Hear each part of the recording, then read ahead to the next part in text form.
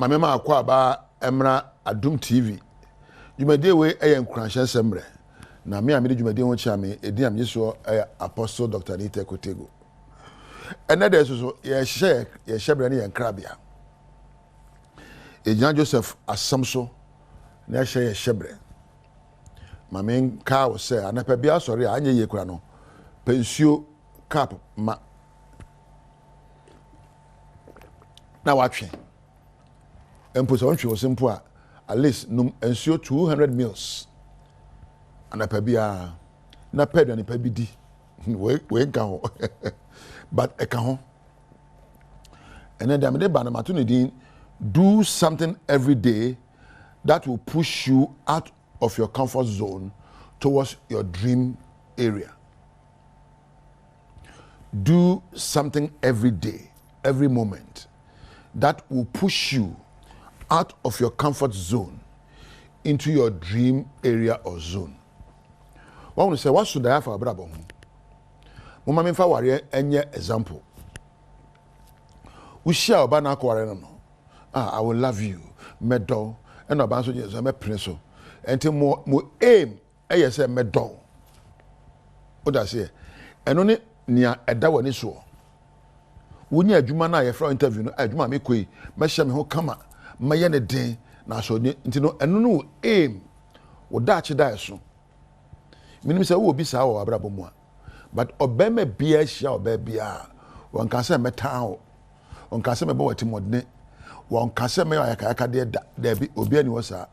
Oh, like, look, I promise you, when I'm na no me de kasa de na kan hu says akasa da na wo kan nyina no eya na muntu a wo betuo enti won tena bebia na wo tititi no se na wo yes single no obi ofri single mood no bu no about what we call mutual woni obi be kan bomu aye honam kro ono enti comfort zone bebia na wo nkwa wo te no ya wo ye dia pa bia no se be dey san won hwi mo tuamu onware yie ti se won nye ne bia se wo yo eno na wo ye single man na single woman o kasa by heart ba onya de o ka obi ka bomu pa why mutual why two nti ade abeye bia no wo ye ama aye nipa no so fe aye ne de ti wa free comfort zone about dream zone. That's life. So every day you do things that will push you away from your comfort area to your dream area. Eban wa ware usikasem wadwuma hwe. You should have the ability to withstand pain and to be able to avoid pleasure in spite of a clear need to fall on them. Edu baby a na mu ha bema wani agye wo ho enso emwa onipa na etua na montuo no.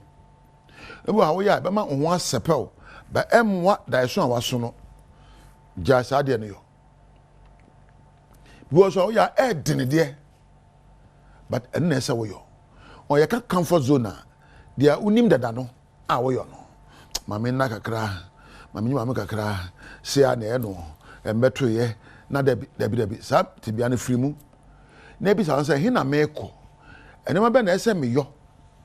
Ena me kan say competency and excellency creates results. E ka competency a ene ma wonimi yo a wo ye na kwampa so a wo ye mani dimu na amanfo ebo chenku behwe ebo se efa wo ene efa na competent ena excellence ene ma wo ye no ehutwa efe na dimu ensa na ma we na wo de to ani so se wo yo adwuma ena be yi manu nya nyoma esombo ma wo me fa na values. I need to have a mastery value. Ni ami ye se me nsa kokwa so na me sua ye yie. We a cameraman. How are you a master of handling a camera? Ebi na we a producer at Santuate production room or you a mistress of production. And now when you wish mu fie mu. Or you a husband. How have you mastered the skills of being a husband? Or your wife. How have you mastered the skills of a wife? And I am no papa yo eno a.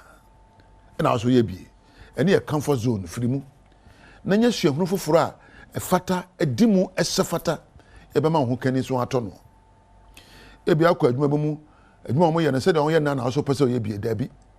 Se se o sin kete ka se me de na edimu na ho atwa ni aputuma bodni se adwuma ni a adwuma ho twa abraba eboyi yes ye wa hyenso de ni ama me no papa de tete wo ebi a wo ya santini osemi de ma santefo suban ebi a wo nkrani kwa me ganjimi ye gama suban ana wo ya gbogboto eno enye wa bodni eye woni pa onyame eye o se ne seso na onyame ade bi o ye bia na efe ne ho twa efiri mo anoma so eni enua ensuo ewiemu ensroma ene ade nyina ho twa na ne nyina ye wona adwuma mreso saa na wososo onyame bo se beyo ade bi o da dua wo mu bia no se wo de ye adwuma ne mreso na obrabo edimu ama onsa keke amo ano keke se fa kansamfo fa di nsekuro ni ntro omo ano se wano be hira nipa na ehira wo na hye nipa nkran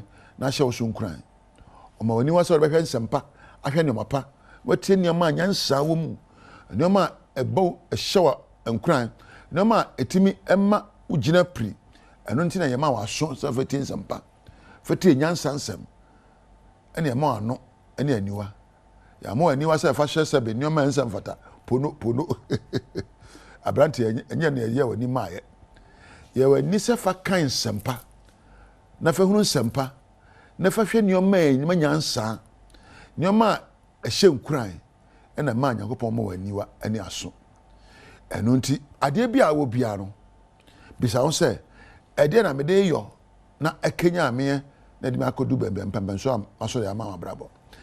Everything God gave you was meant to help you prepare your life towards your dreamland, towards achieving a destiny that creates success and greatness. You are not just made ordinary to be like somebody else. Obi a doctor, Timako a doctor. Obi a politician, Timako a politician. Obi a law, Meko a law. Obi a journalist, Meko a journalist. There be. Onyame ebo ma de surunku bi. I say uhunu na abrabo eda surunku. Ene dey do sukosho mu na pa de krono. Empo adwuma oye ne dey. Unya sa suban de ka ho a ka ebedi mu. Be a master of where you are and work with excellence. Work with orderliness. Manda oye no enye ndo de so pepepe yo. And let your routine habits be habits that will propel you to a destiny unknown to many. Baby awokono koduru ho nipa bu kompa say eh cratch we nie eh ababa we nie baby we dro nie sani abubura wo sefata o mama abrabo wo sefata o de hia abrabo wo sefata abrabo a ebedimu na mpo ayeye aka osoro na Onyankopon so enemonyam adimu ya mo se bobubura na obi ntwere ni nti we nipa ba na wo no na wako share the bonisha na nam eno sebe unam edam kwanso ma me pension bi no mra